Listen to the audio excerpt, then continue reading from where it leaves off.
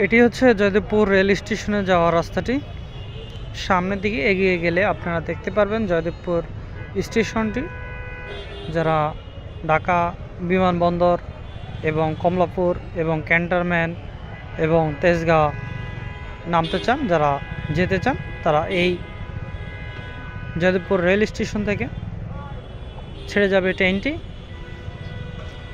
আপনারা এই Joydebpur rail station থেকে যে যেখানে যান সেই উদ্দেশ্যে চলে যেতে পারবেন।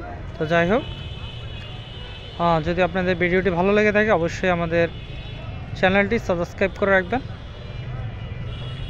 যদি ভিডিওটি খারাপ লেগে থাকে তাহলে আপনি কমেন্ট করে জানিয়ে দিতে পারেন।